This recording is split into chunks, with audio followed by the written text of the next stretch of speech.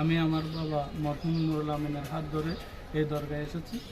তো আমার আব্বাও এখনো যাতায়াত আছে আপনার রীতিমতো আগের মতো? আগে থেকে যাতায়াত আছে। আমার আব্বা আমাকে শিক্ষা দিয়েছেন আল্লাহর ওলিদেরকে সম্মান করতে। সেই ধারাবাহিকতায় আমি আমার ছাত্র জীবনে পড়ালেখার পাশাপাশি আমি প্রতি এক সপ্তাহে কোনো না কোনো মাজার জিয়ারতে যাই। লেখাপড়া কোথায় করেছেন? আমি বানুবাজার মাদ্রাসায় মোহাম্মদ আহমদিয়া সুনিয়া আলিমের আলিম পাশ করেছি। আচ্ছা আচ্ছা, মাদ্রাসা পড়া। তো সেখান থেকে প্রায় প্রতি সপ্তাহে আমি এই দরগায় আসতাম। আল্লাহর ওলির এই বিষয়ে আমি যতটুকু জানি, এই অত্র মসজিদের প্রতি আল্লামা মুফতি ওমর রেজভী হুজুরের মুখ থেকে অনেক ইতিহাস শুনেছি। খালজা কালুসার ইয়েমেন থেকে আসা 12 আউলিয়াদের মধ্যে অন্যতম একজন আউলিয়া। এখানে যখন সর্বপ্রথম এসেছিলেন ওফাত হয়েছে।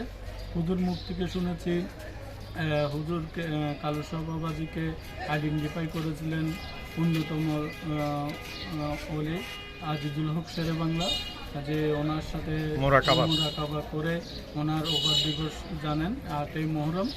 তো এখানে হুজুরের বয়ান শোনার জন্য আসি এবং মাজার জিয়ারতে আসি।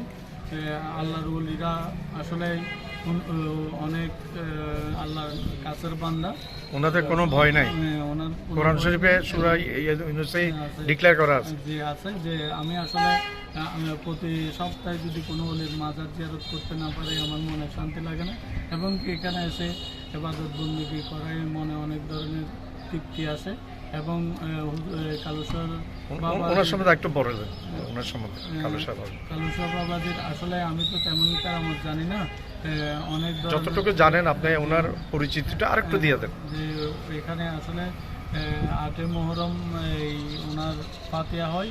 তো এখানে আসলে অনেকে মনের অনেক আশা নিয়ে এখানে আসে। আল্লাহর ওলিদের আসসালামু আলাইকুম কোনো ভয় নাই।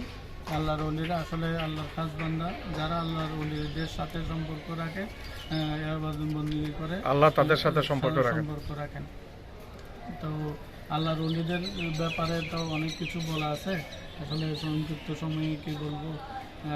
আল্লাহর ওলিদেরকে আমার বাবা আমার অনেকবার এই ওলির দরবারে নিয়ে এসেছে এবং এর অনেক কারামত আমি শুনেছি হুজুরের মুখ থেকে। আল্লাহর ওলিদের সাথে অনেকের ভালো সম্পর্ক রাখা উচিত, এবং যারা আল্লাহর ওলিদের সাথে দুশমনি করে, একটা হাদিস শরীফে আছে, যারা আল্লাহর ওলিদের সাথে দুশমনি করে আল্লাহ তাদের সাথে যুদ্ধ ঘোষণা করবে বলে একটা এরকম হাদিস শরীফ আছে।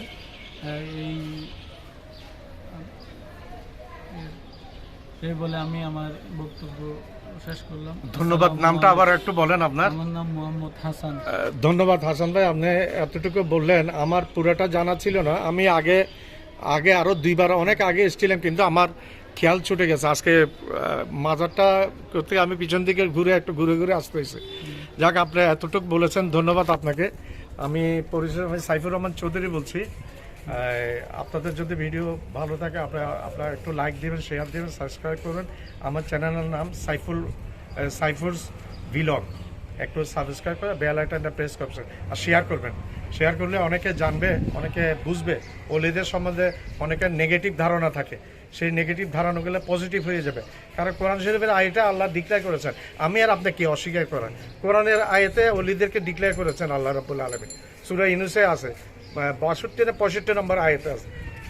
আমি কে আপনি অস্বীকার করেন? কোরআন আয়াত যেখানে, কোরআন শরীফ যেখানে ডিক্লেয়ার করেছে। ধন্যবাদ। আসসালামু আলাইকুম ওয়া রাহমাতুল্লাহি ওয়া বারাকাতুহু। ধন্যবাদ আপনাকে আবার।